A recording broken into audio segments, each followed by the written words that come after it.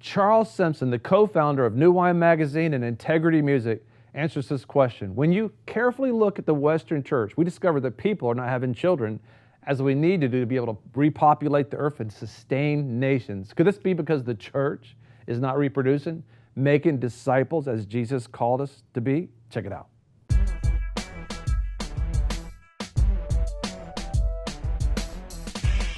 Be sure to subscribe and press alert to get new notifications of new success secrets made available on VFNtv.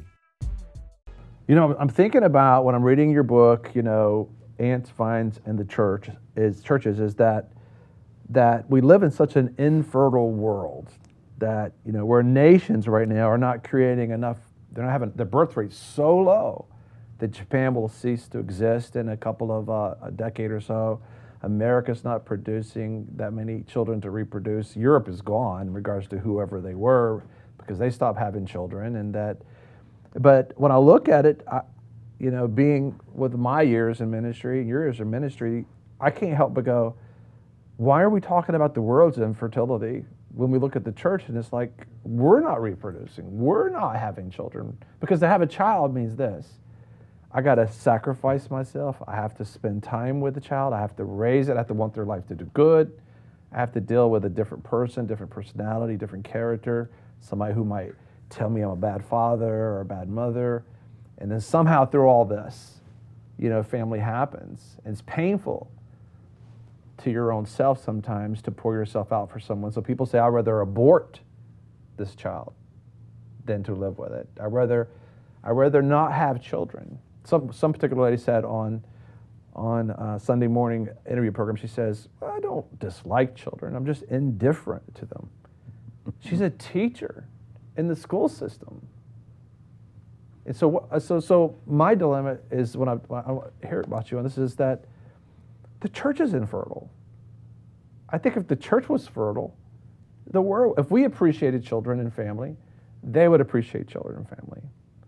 Does that make sense? If we saw value in pouring our life out for someone else and it was okay for them to do better than us and we saw pleasure in their success, isn't like the church almost like a plumb line for God's creation, that if we are healthy, then it reflects in the community? It just seems to be infertility in the church.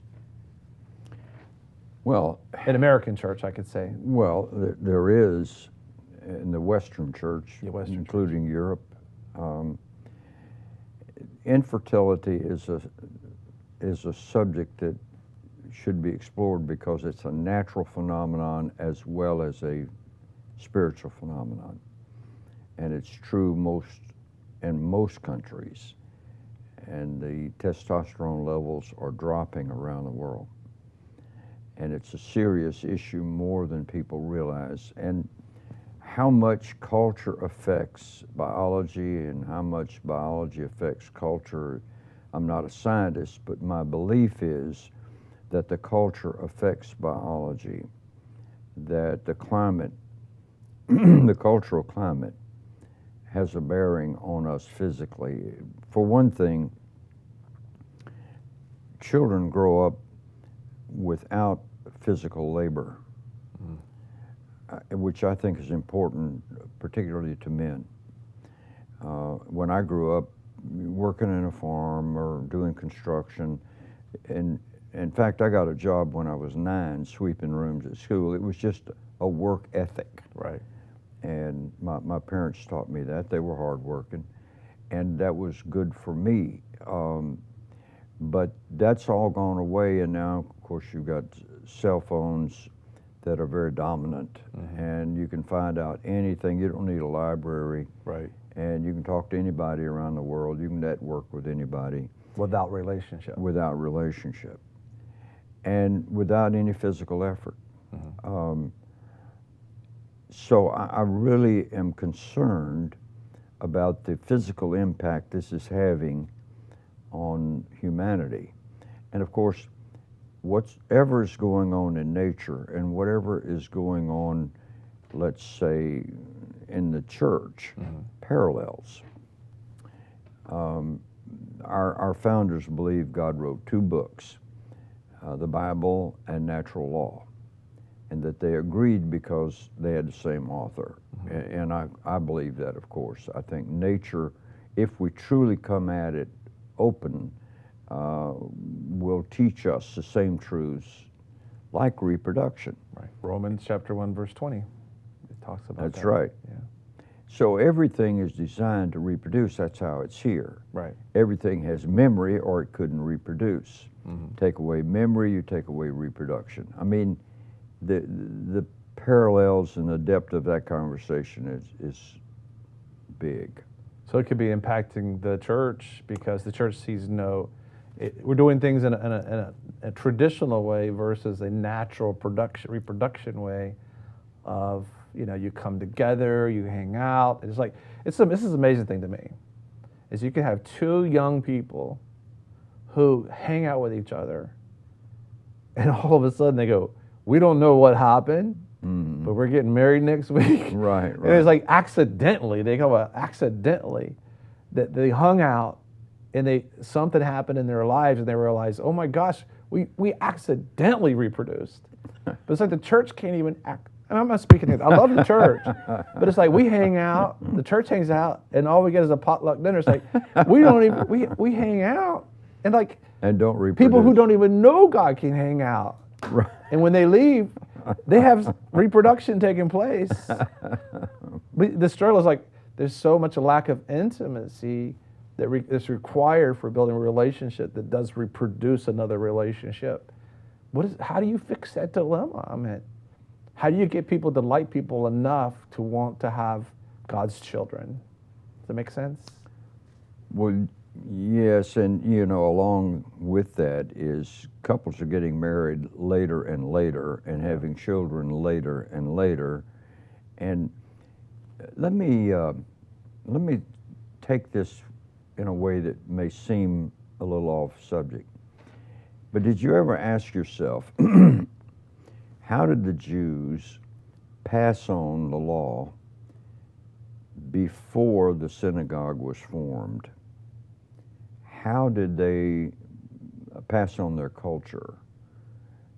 I think most people agree the synagogue was formed in Babylon to preserve the culture. But, that's not quite, but maybe almost 1,000 years after Moses. What did they do then to pass it on? Kind of told the story, I guess. They would tell it verbally. They would pass on relationally with their children in the community.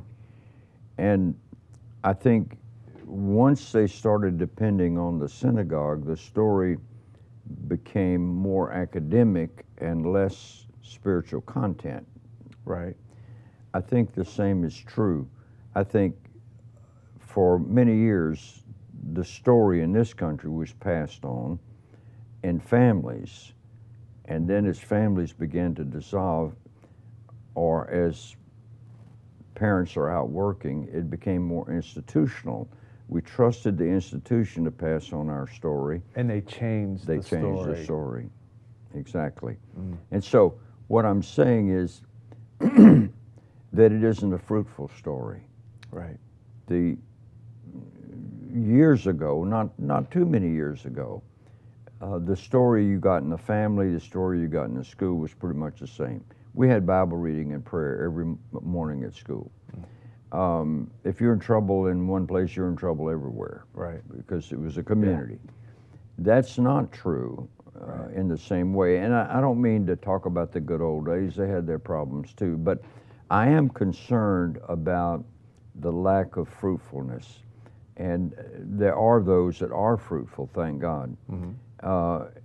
And, in Europe, the fruitfulness, and to some extent, we wouldn't be reproducing ourselves here without the foreign population coming in. Right. True. And in Europe, that's doubly true. That's actually why people are embracing the migration of immigrants, because they're realizing their nation will not exist if they don't increase their population. But the people that are reproducing in Europe, for the most part, are Islamic. That's true. And they're having fruit because it's very family oriented. Now, we think it's a distorted view of family, but nevertheless, It is family I believe the oriented. projections are maybe 10 years that it will totally be Islamic because of the birth rate alone. That's right. Yeah, that's amazing. That's right. And we're following the trend. We're just a little behind. Right, right. We always follow Europe here. So then, how do we rediscover? We have to find meaning in family again, and it may mean just be in family, watch Holy Spirit do what He does, and it just begins again because of the fact you can't take what refuses to be or what's confident or just settle. This is us, and try to bring that into something because it's like mixing the old and the new. They just rip each other apart. But I look around and look at who's there, who's attending these different gatherings, and all. I'm like, there's not a lot of young people in these gatherings. There's not, and it's nothing against people our age or older. Is the fact is like, how are we going to reach that generation?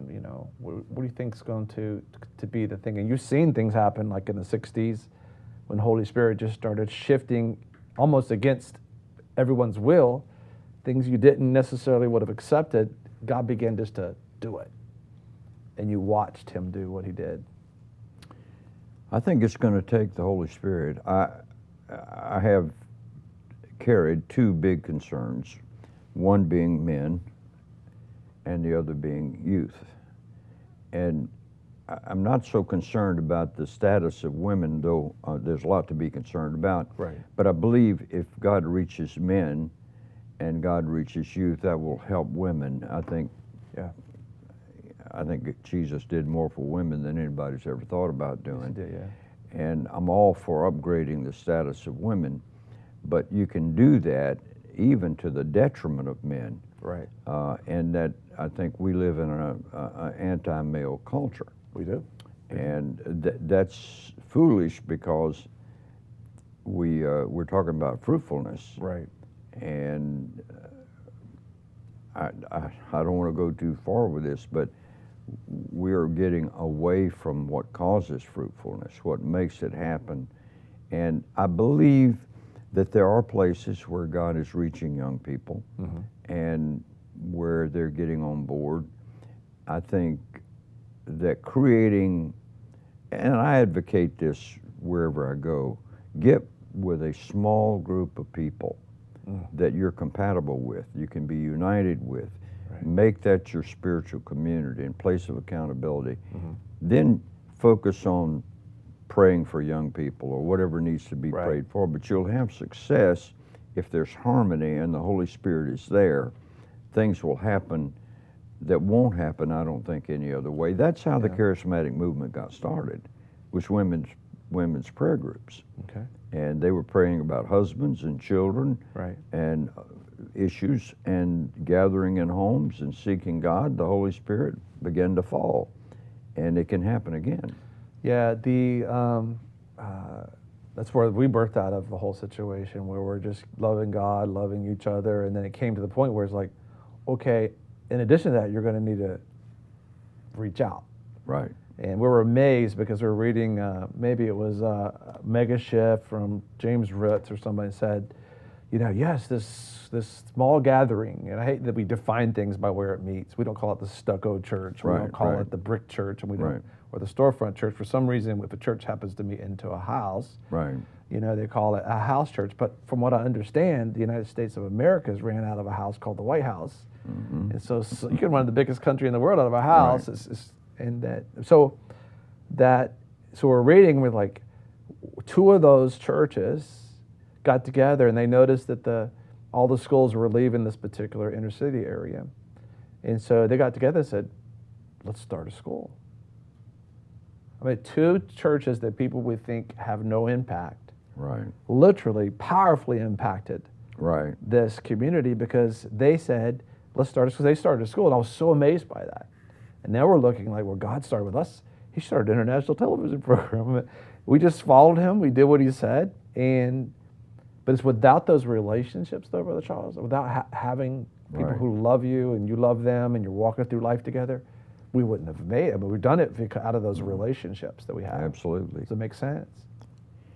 One will chase 1,000, two will put 10,000 to flight. Yes. And I agree completely. I think that's where the church is, where 2 or 3 are gathered together in His name, He's in the midst. I had a message for one of the groups, the Statesman Project, called The Power of Small. Mm-hmm. And everything God has done that I can think of, as far as we're involved, came out of a small group of people seeking God. All the great revivals. And there's some tremendous stories, the Hebrides revival, the Shantung revival, great revivals. 2 or 3 people or 4 people got concerned and started seeking God, repenting, humbling themselves, and next thing you know, the power of God fell. Right. And I believe that can happen again. In fact, I think that the greatest harvest has not yet happened, mm-hmm. but my concern is that it not be in the minds of people a redo on what's happened in the past. Correct. That this be something, because every real revival brings new songs and new methods. Right. That's how the Methodists got their name, is Whitfield went out into the minors and all that, and then finally Wesley followed, and they call them Methodists because they didn't any longer use the liturgical method in the church. They were out. Well, there's always new methods, and something that we haven't. It's going to be new, a new thing, and the old thing can't contain it. Right. Well, I'm looking at that the things the Lord's showing us that He's told us very specifically that it's going to be just 100 million people getting saved, for example, but you can't connect them in organizations. You connect them through relationship, and that some streams are going to be responsible for, like in China, they have, this is normal in China, but not in the West. 60 million people could be in their expression, but they might not know who they are. But there's what I'm saying, relationship and family. One man could be locked up in jail, but he's a father to 1 million people. That's exactly right. Okay, that's what I'm talking about. And so we're just saying, God, you're going to give us the wisdom for that. Wait, don't go anywhere. Subscribe. Listen, together we can touch the world. That's right. Subscribe below. Right. Wait, don't go away. Subscribe. We're going to touch the world. A lot of people want to abide with the Lord, but they just don't have a plan to do it. You can request that plan today at iabide.org. Hey, be sure to check us out at VFNkb.com and also join the VFNkb community at VFNkbcommunity.com. Listen, your success is our success is your success, and our success together is kingdom success.